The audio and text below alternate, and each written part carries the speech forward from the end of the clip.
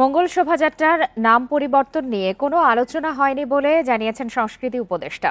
চৈত্র সংক্রান্তি ও পহেলা বৈশাখ মিলিয়ে এবছর রাষ্ট্রীয়ভাবে 2 দিন ব্যাপী উৎসব হবে বলেও জানান তিনি।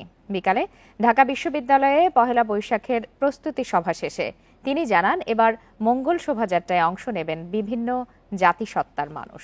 এ বিষয়ে আলোচনা করতে এই মুহূর্তে মঙ্গল শোভাযাত্রা গবেষণা ও প্রকাশনা কেন্দ্রের সংগঠক আমিনুল ইসলাম লিটু আমাদের সঙ্গে যোগ দিয়েছেন।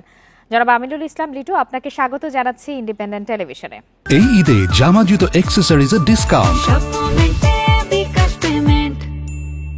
আপনার কাছে আমি একটু প্রথমেই জানতে চাইবো যে এত বছরে মঙ্গল শোভাযাত্রায় কতটা পরিবর্তন এসেছে এবং সেগুলো কি ধরনের? ধন্যবাদ আপনাকে। আর একটু সংশোধন করে নিই, আমি আমিনুল হাসান লিটু। আহ, তো মঙ্গল শোভাযাত্রার আমরা আমরা জানি যে আন্তরিকভাবে দুঃখিত এই ভুলের জন্য। জনাব আমিনুল হাসান লিটু, আপনি নিশ্চয়ই বিষয়টিকে স্বাভাবিকভাবেই নেবেন। নিশ্চয়, থ্যাংক ইউ। তো মঙ্গল শোভাযাত্রা আমরা সকলেই জানি 3 যুগ পার হয়েছে অলরেডি। তো সেই 3 যুগে মঙ্গল শোভাযাত্রা আমরা যখন শুরু করেছিলাম, সেটা যদি আমরা খ্রিস্টীয় সন বলি 1989 সন। সেই থেকে মঙ্গল শোভাযাত্রার শুরুতে আমরা এই শোভাযাত্রাটি আনন্দ শোভাযাত্রা নামে শুরু করেছিলাম, এবং তার পরবর্তী বছর থেকেই আমরা মঙ্গল শোভাযাত্রার নামকরণ করে সেটার আর যাত্রাপথ আজকে দীর্ঘ 3 যুগ হয়ে আসছে। তো এই 3 যুগে আহ মঙ্গল শোভাযাত্রার চারুকলা অনুষদ তৎকালীন ছিল চারুকলা ইনস্টিটিউট, তারপরে চারুকলা অনুষদ হয়েছে ঢাকা বিশ্ববিদ্যালয়। তো চারুকলা অনুষদ নিয়মিতভাবে পালন করে আসছে, এবং এমনকি আপনারা জানেন যে করোনাকালীন সময়েও সংক্ষিপ্ত আকারে এবং প্রতীকী আকারেও মঙ্গল শোভাযাত্রা উদযাপন হয়েছে।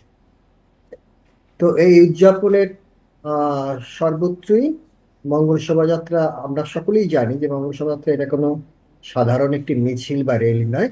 এর একটি আদর্শিক এবং এর নানা মিশন ভীষণ গুলো যুক্ত হয়েই লোক সংস্কৃতিকে উপযোগ্য করে মঙ্গল শোভাযাত্রা উদযাপন করে আসছে চারুকলা অনুষদ।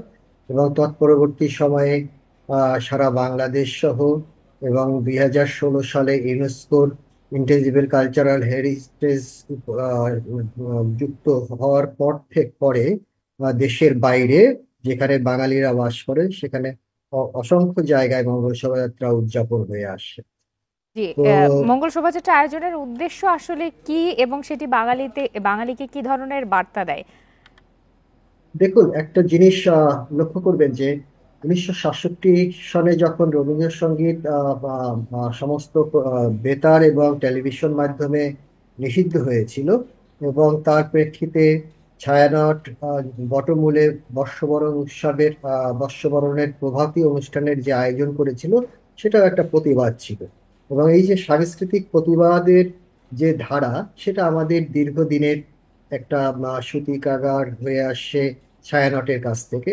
তার পরবর্তী সময়ে আপনারা দেখবেন যে 67, 68, 69 বা 71-এও শিল্পীরা তাদের অবস্থান স্পষ্ট করেছে।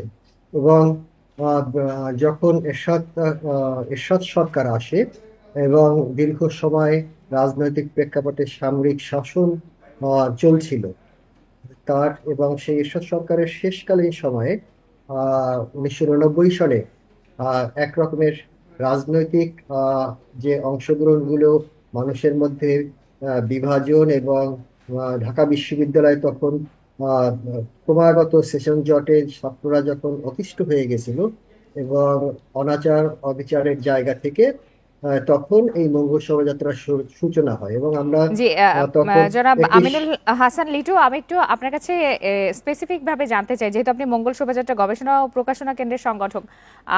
আপনিও বলছিলেন যে 3 দশক আগে থেকে মঙ্গল শোভাযাত্রা পালিত হয়ে আসছে। শুরুতে আনন্দ শোভাযাত্রা নাম ছিল।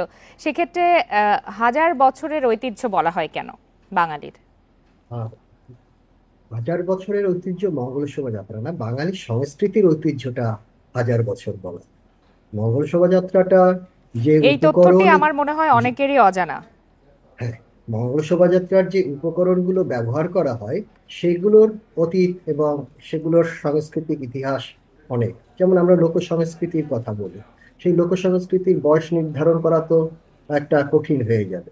যার কারণে একটা সংখ্যা সংখ্যা বসিয়ে দেওয়া হয়, কিন্তু মঙ্গল শোভাযাত্রার বয়স তো 1000 বছর নয়।